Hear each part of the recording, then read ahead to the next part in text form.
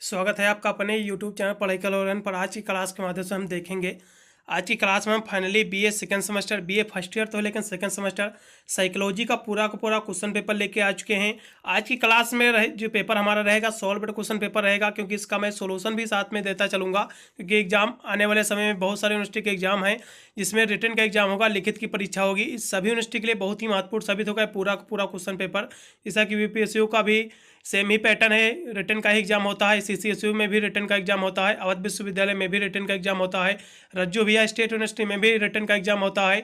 UP की बहुत सारी यूनिवर्सिटी जो है लिखित की परीक्षा कराती है सेकंड सेमेस्टर में, और बहुत सारी यूनिवर्सिटी जो है ऑब्जेक्टिव कराती है, ओएमआर बेस पर कराती है। इसलिए मैंने ओएमआर वाली जो है क्लासें मैंने अलग प्ले लिस्ट क्रिएट कर रखी है, और जो है रिटन वाली प्ले लिस्ट जो है अलग क्रिएट कर रखी है, आप जाकर वॉच कर सकते हैं। ऑलरेडी मैंने सभी वीडियो सभी सब्जेक्ट का model paper important question answer का वीडियो ऑलरेडी प्रोवाइड कर रखा है, आप जाकर आसानी से क्लासें ले सकते हैं।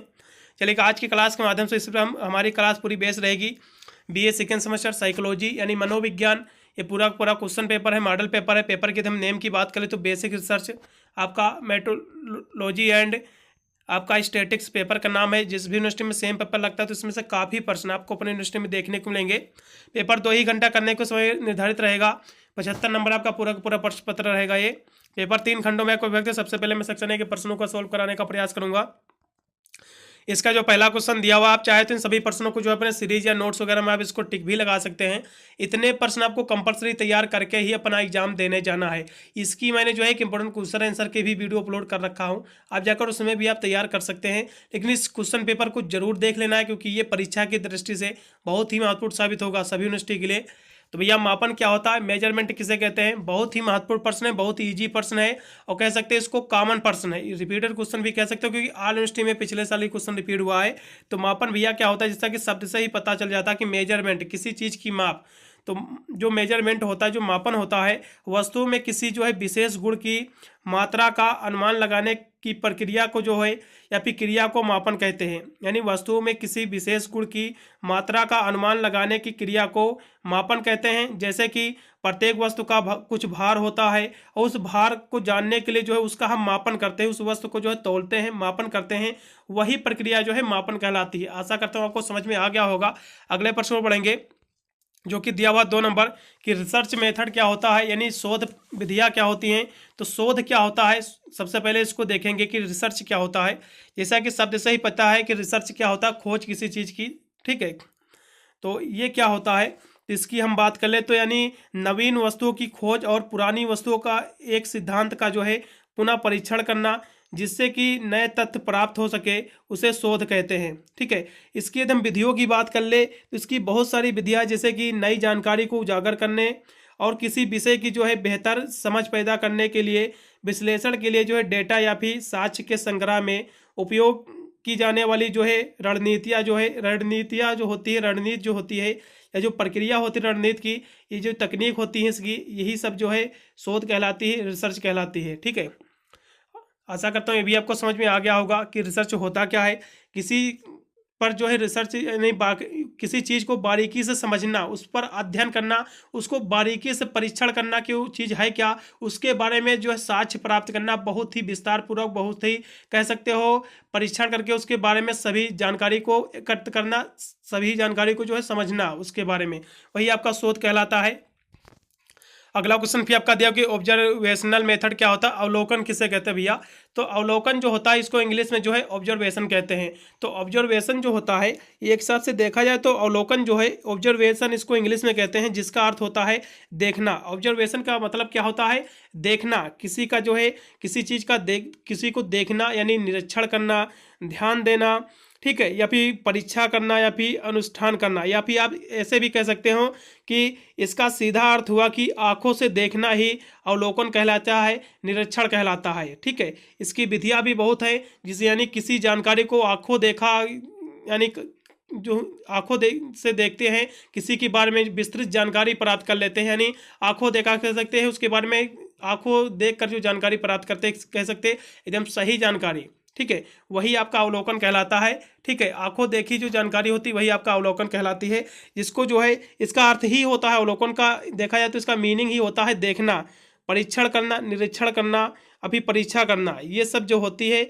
ऑब्जर्वेशन कहलाता है। चलिएगा अगले प्रश्न में पढ़ेंगे कि वेरिएबल क्या होता है भैया, चर क्या होता है। काफ़ी महत्वपूर्ण प्रश्न ये भी है कि चर क्या होता है, परीक्षा की दृष्टि से महत्वपूर्ण प्रश्न है। काफ़ी बार प्रश्न जो है रिपीट भी हुआ, पिछले साल भी हुआ है। तो भैया चर होता क्या है, इस पर भी हम समझेंगे। चर जो होता है, चर से हमारा अभिप्राय होता है किसी भी वस्तु से है जिसका जो है हम निरीक्षण करते हैं, जो है इनका वर्गीकरण भी किया जा सकता है, वो जो है हमारा चर कहलाता है। यानी चर से हमारा अभिप्राय जो है किसी वस्तु से है जिसका जो है हम निरीक्षण कर सकते हैं और उसका वर्गीकरण भी किया जा सकता है, चर कहलाता है, वेरिएबल कहलाता है। ठीक है, अगला क्वेश्चन फिर आपका दिया कि मध्यमान क्या होता है, इसको भी हम देखेंगे। तो मध्यमान क्या होता है, मध्यमान जो है, मध्यमान को कभी कभी जो है अंकगणितीय माध्य भी कहा जाता है। यानी पदों का योग बटे पदों की संख्या, इसका सूत्र होता है मध्यमान निकालने का। ठीक है, यानी कोई संख्या दी हुई 1 2 3 4 5 करके आपके 10 तक दी हुई हैं, तो इनको मध्यमान निकालने के लिए होता क्या है, मध्यमान निकालने का सूत्र होता है पदों का योग, पदों का योग बटे पदों की संख्या से इसका जो है मध्यमान निकाला जाता है। ये क्वेश्चन एक आधे जो है न्यूमेरिकल भी पूछ लेता है एग्जाम में, इसलिए बिल्कुल भी घबराना नहीं है। तो आप ऐसे भी कह सकते हैं कि मध्यमान को कभी कभी जो है अंकगणितीय जो है गणितीय माध्य भी कहा जाता है। जब किसी जो है एक समूह के आंकड़े या फिर प्राप्त आंकड़ों को जोड़कर समूह की संख्या n से विभाजित किया जाता है, तो इस प्रकार की जो प्राप्त राशि होती है उसे उस यानी समूह के आंकड़ों का जो है मध्यमान कहा जाता है। तो भैया क्या होता है मध्यमान इक्वल टू, ऐसे भी कह सकते हैं कि मध्यमान इक्वल टू क्या होता है, पदों का योग, ये होता है पदों का योग बटे n होता है पदों की संख्या होती है। तो ये जो होता है, तो पदों का योग यानी जो आपकी संख्या दी हुई है, कोई भी दी 1 2 10 इनका योग कर लो, ये कितनी है इनको जोड़ लो। ठीक है, यानी एक दिया हुआ तो बात को यहाँ से 6 दिया हुआ, इनको जोड़ो 7 हो गया, फिर अगली संख्या कितनी 8 पीसी में उसको भी जोड़ो, तो इस सभी को जोड़कर ऊपर आपके पद हो गए। ठीक है, उस सभी को आपको लिखना है, फिर नीचे जितनी आपकी संख्या दी हुई 10 दी हुई है उससे आपको भाग करना है। तो ये आपका कहलाता है मध्यमान। तो इसका आप ऐसे भी अर्थ कह सकते हैं, इसका आपको फार्मूला लिख देना है, मध्यमान इक्वल टू होता है पदों का योग बटे पदों की संख्या। ये आपको इसका जो है सूत्र जरूर लिखना आपको अपने एग्जाम में। इसकी डिफिनेशन उससे पहले आपको लिखना है कि मध्यमान को जो है कभी कभी अंकगणितीय माध्य भी कहा जाता है, और जब किसी जो है एक समूह के आंकड़े या फिर प्राप्त अंकों को जोड़कर जो है समूह की संख्या यानी कितनी संख्याएं दी हुई हैं उस संख्या n से विभाजित किया जाता है, तो उससे जो इस प्रकार जो प्राप्त राशि होती है उस राशि को उस समूह के आंकड़े का जो है मध्यमान कहा जाता है। ठीक है, इतनी आपको डिफिनेशन तैयार कर लेना, काफी महत्वपूर्ण परीक्षा की दृष्टि से क्वेश्चन ये है। अगला क्वेश्चन आपका दिया कि को रिलेशन क्या होता है, को रिलेशन यानी सह संबंध क्या है। काफी महत्वपूर्ण प्रश्न परीक्षा की दृष्टि से, पिछले साल ये प्रश्न जो है रिपीट भी हुआ था, इसको बिल्कुल आपको तैयार कर ही लेना है। तो भैया सह संबंध क्या होता है, को रिलेशन क्या होता है, यदि इस क्वेश्चन की हम बात कर ले तो आपका जो सह संबंध होता है ये होता है दो जो है सांख्यिकीय चरों के बीच जो है इस संबंध की एक माप होती है। ठीक है, तो आप ऐसा भी कह सकते हैं कि ये जो होती है जो सह संबंध होता है ये होता है दो सांख्यिकीय चरों के बीच का जो संबंध होता है, जो रिलेशन की जो माप होती है वही आपका कहलाता है, क्या कहलाती है, सहसंबंध कहलाता है। तो इसका भी आशा करता हूँ आपको समझ में आ गया होगा। चलेगा यहाँ पर विस्तृत भी इसके बारे में थोड़ी सी जानकारी आपको दे रहे हैं कि आपका जो है सहसंबंध होता क्या है। तो सहसंबंध की हम बात कर लें तो ये जो होता है सहसंबंध एक प्रकार का जो है संबंध या फिर जो है अमिश्रता या फिर इस संबंध तथ्य की ओर जो है इंगित करता है कि दो वस्तुएं अथवा इस चर इस प्रकार से संबंधित है कि एक से परिवर्तित होने के साथ दूसरे से भी समांतर परिवर्तन होते हैं। या फिर ऐसे भी कह सकते हैं कि सहसंबंध का उद्देश्य जो है दो चरों के बीच पाई जाने वाली संबंध की मात्रा का वर्णन करना है। तो भैया सहसंबंध क्या होता है, सहसंबंध का उद्देश्य जो होता है दो चरों के बीच पाई जाने वाली संबंध की मात्रा का वर्णन करना ही सहसंबंध कहलाता है। इतनी आपको डिफिनेशन तैयार कर लेना है। ठीक है, सहसंबंध जो होता है धनात्मक भी होता है और पूर्ण धनात्मक होता है, ऋणात्मक भी होता है, सह ऋणात्मक, ये सभी होते हैं। ठीक है, अगले प्रश्न पढ़ेंगे विश्वसनीयता क्या होती है, इसके बारे में भी आपको तैयार कर लेना, काफी महत्वपूर्ण प्रश्न परीक्षा की दृष्टि से। तो वैसे तो शब्द से ही स्पष्ट हो जाता है कि यानी विश्वसनीयता होता क्या है, जब कोई पैमाना समान जो है परिस्थितियों में एक समान माप देता है तो इसे जो है विश्वसनीयता कहा जाता है। ठीक है, इतनी आपको तैयार कर लेना, डिफिनेशन काफी महत्वपूर्ण पर है। चलिएगा हम पुनः बता दे रहे हैं विश्वसनीयता क्या होता है। यदि कोई पैमाना जो है समान परिस्थितियों में एक समान माप देता हो तो इस विश्वसनीयता कहा जा सकता है, इससे जो है विश्वसनीयता कहा जाता है। अगला क्वेश्चन आपका पॉपुलेशन हो किसे कहते हैं, जनसंख्या किसे कहते हैं, समष्टि किसे कहते हैं। काफी महत्वपूर्ण प्रश्न परीक्षा की दृष्टि से। तो जनसंख्या सभी को पता भी होगा कि किसी देश, शहर या फिर किसी जिले या क्षेत्र में रहने वाले लोगों की जो कुल संख्या होती है वही जनसंख्या कहलाती है। ठीक है, इतनी आपको लिख देना। काफी महत्वपूर्ण प्रश्न है। जनसंख्या को प्रभावित करने वाले कारक भी पूछ सकता है। इंटेलिजेंट टेस्ट क्या होता है, बुद्धि परीक्षण क्या होता है, काफी महत्वपूर्ण प्रश्न है परीक्षा की दृष्टि से ये भी।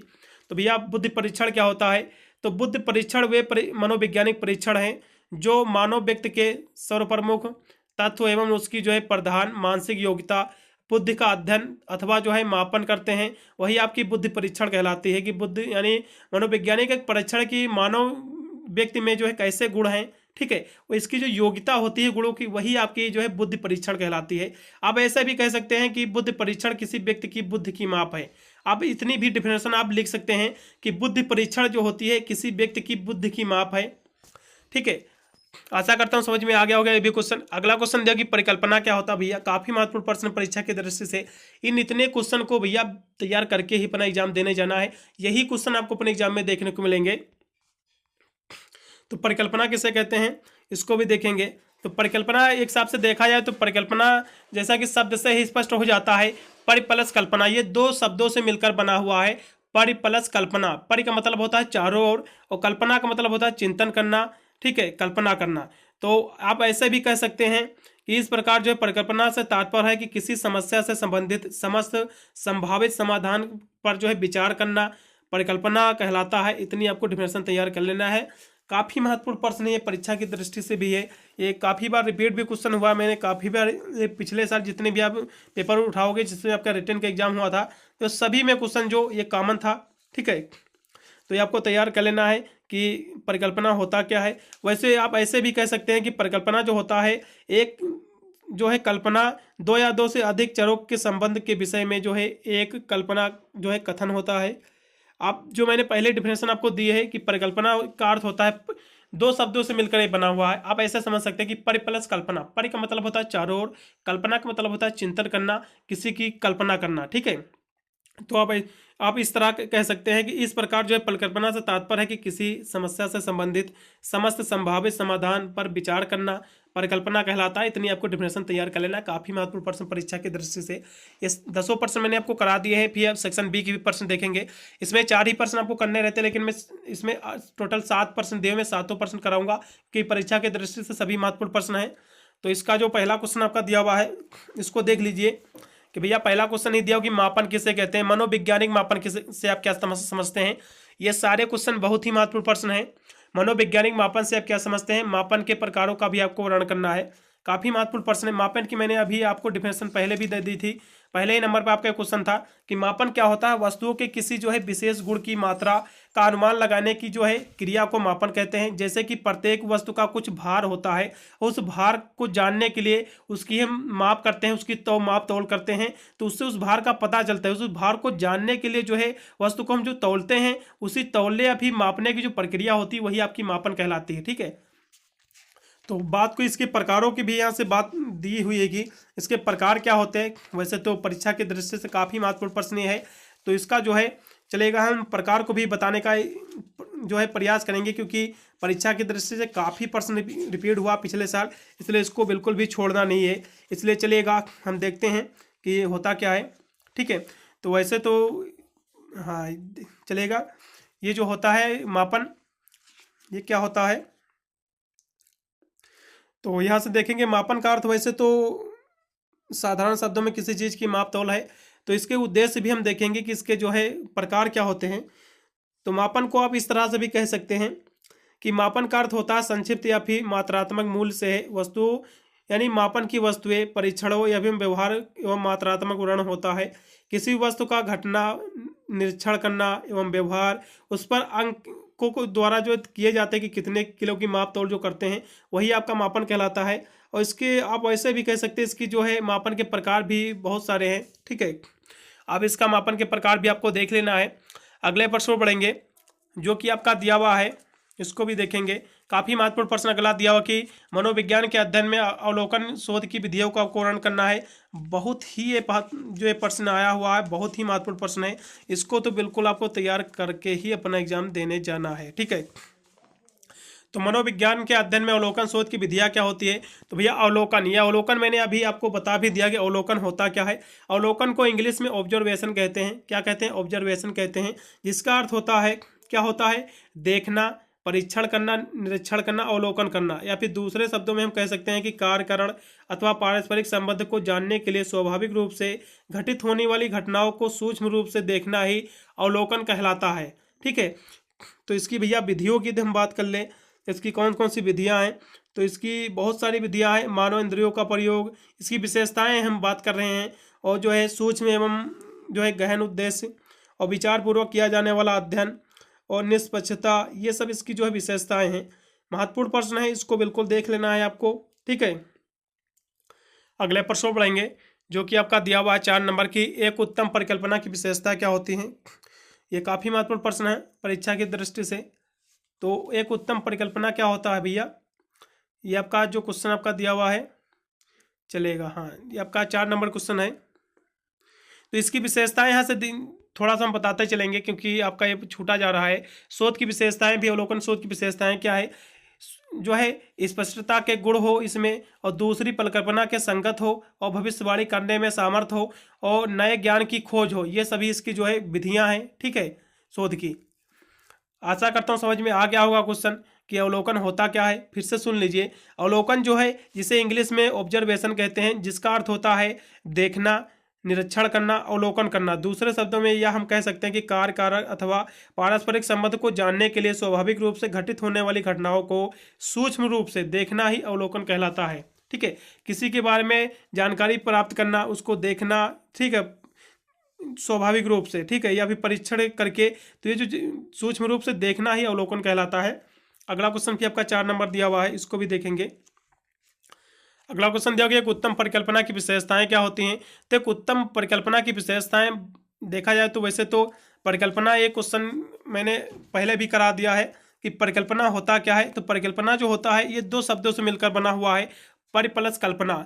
परि का मतलब होता है चारों ओर, और हाँ, और कल्पना का मतलब होता है चिंतन करना, कल्पना करना। तो इसकी विशेषताओं की बात कर ले तो चारों ओर की आप ऐसे भी इसकी विशेषता आप लिख सकते हैं कि, यानी इससे तात्पर्य है कि किसी जो है समस्या से संबंधित समस्त स्वाभाविक समाधान पर विचार करना जो है परिकल्पना का। इसकी विशेषताओं की बात करें तो किसी के बारे में इसकी विशेषता इस तरह आप लिख सकते हैं कि स्पष्टता और सही समझ, सही जानकारी, ये सब इसकी जो है विशेषताएं हैं। आपको हेडिंग छोड़ छोड़ के आपको इसके अंतर्गत आपको लिख देना है। अगले प्रश्न बढ़ेंगे कि चरों के नियंत्रण के उद्देश्य क्या है। काफ़ी महत्वपूर्ण प्रश्न है। ठीक है, इसको भी देखेंगे। तो चरों के नियंत्रण के भैया क्या उद्देश्य हैं, इसके क्या है? तो चर, वैसे तो ये क्वेश्चन अभी इससे पहले भी हो गया है कि चर होते क्या हैं। तो ये जो चर होता है, ये चर क्या होता है, इसको मैंने जो है पहले बता दिया है, फिर भी यहाँ से बताने का प्रयास करेंगे कि चर होता क्या है। चलेगा, इसके बारे में भी हम थोड़ा सा चर्चा किए ले रहे हैं कि चर होता क्या है। ठीक है, इसको नियंत्रित करने के क्या उद्देश्य हैं। काफ़ी महत्वपूर्ण प्रश्न, परीक्षा की दृष्टि से ये प्रश्न जो है पूछा जा सकता है कि चर होता क्या है। तो चर क्या है भैया? चर जो है प्रयोगों को संपन्न करने के लिए जो है उपकल्पना का सहारा लिया जाता है, और उपकल्पना के तत्वों के द्वारा जो है बनाया जाता है, और इस तत्वों के यानी परिवर्त या फिर चर, इसे जो है परिवर्त या फिर चर कहते हैं। और चर की जो है विशेषता यह है कि इसके जो है समस्यागत परिस्थितियों में पृथक किया जा सकता है, और प्रयोग विधि में जो है समस्या का प्रत्येक अंक चर के जो है रूप में प्रकट होता है। इसके उद्देश्य हैं। ठीक है, इसका कह सकते हो इसकी विशेषता है। अगला क्वेश्चन भी प्रतिदर्श दिया हुआ है। आप चाहे तो इन सभी प्रश्नों को आप टिक वगैरह लगा सकते हैं, गूगल भी करके आप पढ़ सकते हैं, कोई भी दिक्कत नहीं है। क्योंकि मैंने सोचा कि उन्हें उसको सॉल्व कराते चलो, क्योंकि बच्चों के कौन भी आता है कि सर पेपर सॉल्व करा दीजिएगा। ठीक है, इसलिए मैं इसको सॉल्व कराते चल रहा हूँ कि प्रतिदर्श क्या होता है, सैम्पलिंग क्या होता है। काफ़ी महत्वपूर्ण प्रश्न ये भी आपका प्रतिदर्श वाला है। तो प्रतिदर्श का जैसे कि शब्द से स्पष्ट हो जाता है कि प्रतिदर्श मतलब होता है किसी जनसंख्या का प्रतिनिधित्व करने वाले छोटे भाग को जो है प्रतिदर्श कहते हैं। किसी जनसंख्या के का किसी भी बड़ी जनसंख्या का प्रतिनिधित्व करने वाले छोटे भाग को प्रतिदर्श कहते हैं। आप ऐसे भी कह सकते हैं, इसकी विशेषताओं की हम बात कर ले तो प्रतिदर्श जो होता है जनसंख्या से चयनित किया गया एक छोटा समूह होता है, जिसके द्वारा जो है संबंधित सूचनाएं प्राप्त की जा सकती हैं। इसकी विशेषता वगैरह आप आसानी से लिख सकते हैं, कोई भी दिक्कत नहीं है। अगला क्वेश्चन सहसंबंध दिया हुआ है, कोरिलेशन दिया हुआ है। तो कोरिलेशन मैंने पहले भी बता दिया है कि सहसंबंध जो होता है दो सांख्यिकी चरों के बीच जो है संबंध की एक माप है, इसे है जो है सहसंबंध कहा जाता है। इसके प्रकार भी बहुत है, धनात्मक भी है, ऋणात्मक, ये सभी इसके प्रकार है, आप आसानी से लिख सकते हैं। अगला क्वेश्चन दिया हो कि पर्सनालिटी क्या होता है भैया, काफ़ी महत्वपूर्ण प्रश्न ये है कि पर्सनालिटी होता क्या है। तो इसको भी हम देखने का प्रयास करेंगे कि पर्सनालिटी है क्या, चलेगा। पर्सनालिटी क्या होता है इस पर भी थोड़ा हम चर्चा करेंगे क्योंकि परीक्षा के दृष्टि से महत्वपूर्ण प्रश्न है। तो आपका सहसंबंध क्वेश्चन थोड़ा सा इस पर हम विस्तार चर्चा किए ले रहे हैं, इस प्रकारों की, क्योंकि परीक्षा के दृष्टि से महत्वपूर्ण है, तो क्यों ना इसको हम कराते चले। तो सहसंबंध होता क्या है, यानी दो सांख्यिकी चरों के बीच संबंध की एक माप होती है, इसे ही जो है सहसंबंध कहते हैं। आप ऐसे भी कह सकते हैं कि सहसंबंध का उद्देश्य जो है दो चरों के बीच पाई जाने वाली संबंध की मात्रा का वर्णन करना है। इसके हम प्रकारों की बात कर ले तो इसके प्रकार बहुत सारे हैं, जैसे कि धनात्मक सहसंबंध और धनात्मक सहसंबंध, एक होता है ऋणात्मक सहसंबंध, दो इसके संबंध होते हैं। आप इसके अंतर्गत आप लिख सकते हैं, जैसा कि शब्द से स्पष्ट होता है कि धनात्मक मतलब होता है पॉजिटिव सहसंबंध और निगेटिव यानी ऋणात्मक मतलब हो निगेटिव। ठीक है, आप इसके अंतर्गत आसानी से बनाकर भी लिख सकते हैं, कोई भी दिक्कत नहीं है। अगला क्वेश्चन देखेंगे 8 नंबर कि व्हाट इज द पर्सनालिटी, यानी व्यक्तित्व क्या है और इसको जो है मापने की क्या विधियां है, व्यक्तित्व को मापने की विधियां। काफ़ी महत्वपूर्ण प्रश्न, ये क्वेश्चन की मैं गारंटी लेता हूं आपको अपने एग्जाम में 100% क्वेश्चन देखने को मिलेगा। ठीक है, तो व्यक्तित्व होता क्या है इस पर भी थोड़ा सा हम विस्तार से चर्चा करेंगे क्योंकि परीक्षा की दृष्टि से क्वेश्चन जो है काफ़ी महत्वपूर्ण है। ठीक है, तो इस पर भी जो थोड़ा सा हम चर्चा किए ले रहे हैं कि होता क्या है। तो यदि हम इस क्वेश्चन की बात कर ले तो व्यक्तित्व होता क्या है, तो इसको भी देखेंगे कि पर्सनालिटी क्या है, चलेगा। व्यक्तित्व होता क्या है इस पर भी हम थोड़ा सा चर्चा करेंगे विशेष, ये पिछले साल रिपीट भी हुआ क्वेश्चन सभी यूनिवर्सिटी में।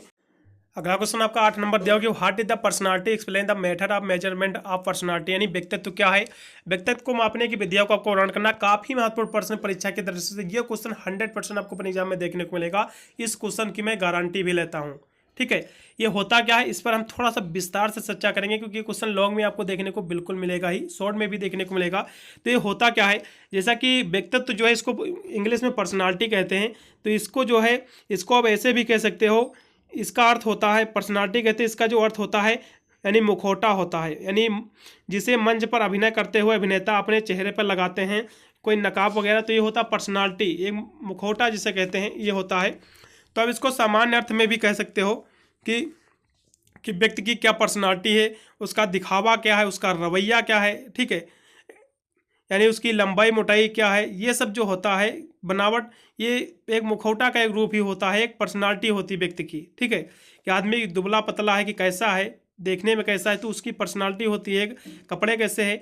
तो आप ऐसे भी कह सकते हैं कि जो है व्यक्तित्व व्यक्ति के जो है मनोवैदिक गुणों या फिर ज्ञानात्मक संगठन है, या फिर ऐसे आप कह सकते हैं। दूसरे शब्दों में हम समझे इसकी तो यह होता है कि व्यक्तित्व की परिभाषा जो है सामाजिक उद्दीपन मूल्य के रूप में की गई है कि व्यक्तित्व जिसके संपर्क में आता है उन्हें जो है कैसे प्रभावित करता है, कि इस दृष्टिकोण में सम्मिलित हैं कि व्यक्ति का बाह्य रूप यानी उसका बाहरी रूप कैसा है, जैसे कि उसकी वेशभूषा, चाल चलन, दूसरे को प्रभाव यानी प्रभाव इत्यादि जो है व्यक्तित्व से सम्मिलित है, यानी उसका जो है कैसा वेशभूषा है, उसका कपड़े लत्ते कैसे हैं, उसका चलन ढलन कैसा है, उसका प्रभाव कैसा है व्यक्तियों से बोलने का, तो वह उसकी जो है पर्सनालिटी होती है। अब आसानी से इसके अंतर्गत आप लिख भी सकते हैं।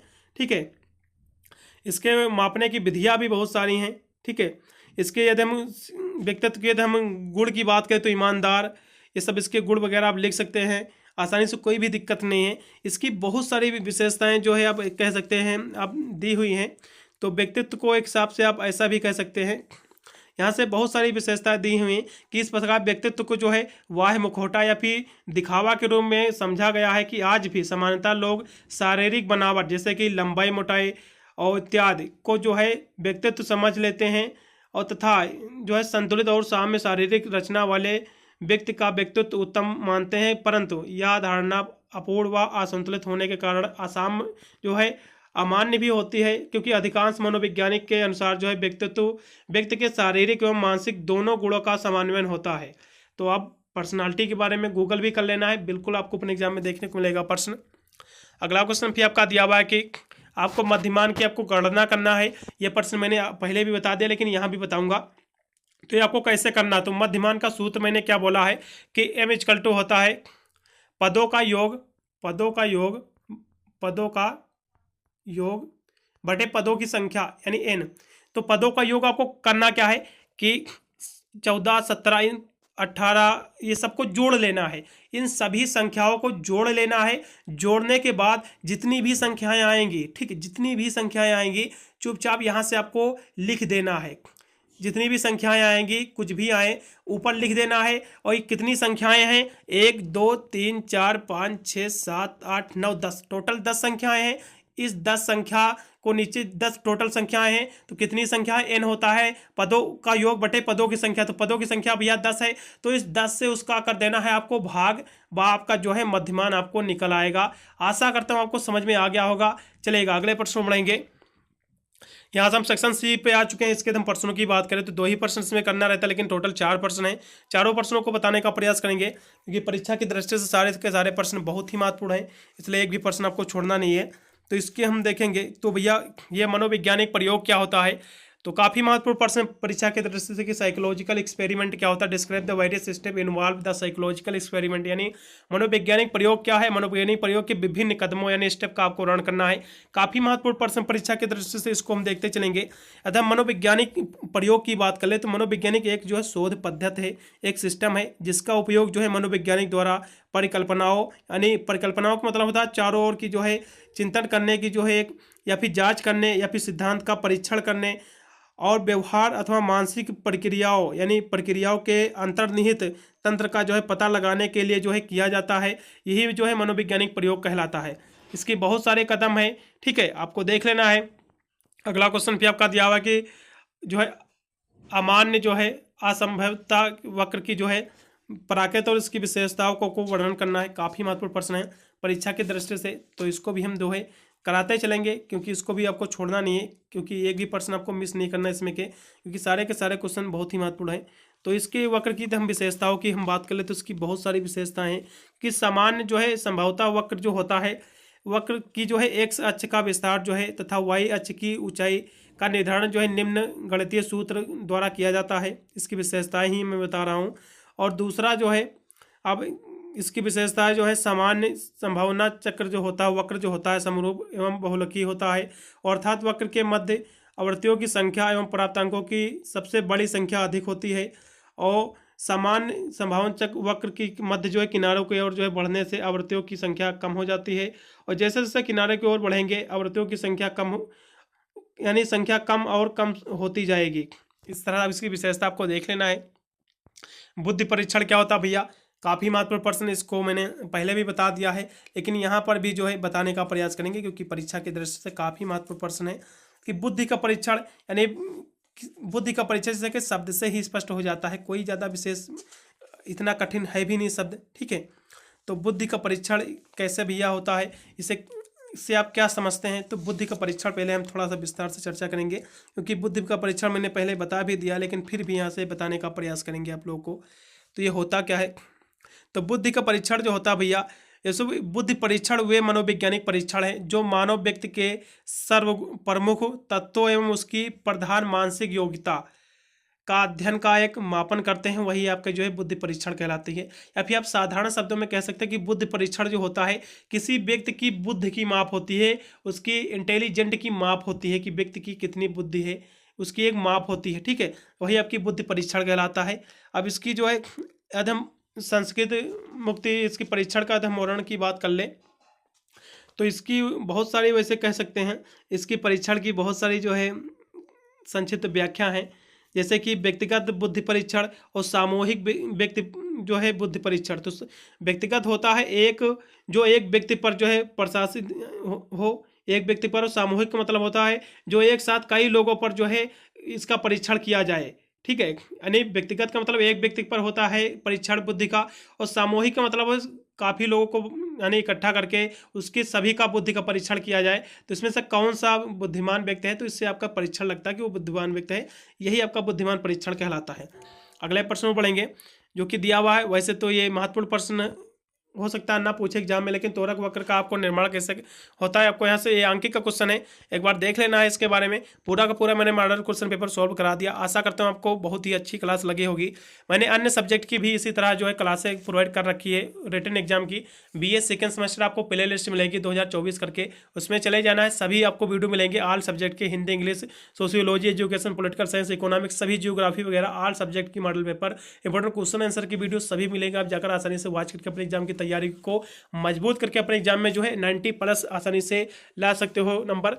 मिलता हूँ वीडियो के लिए, तब तक सभी को thank you watching this video.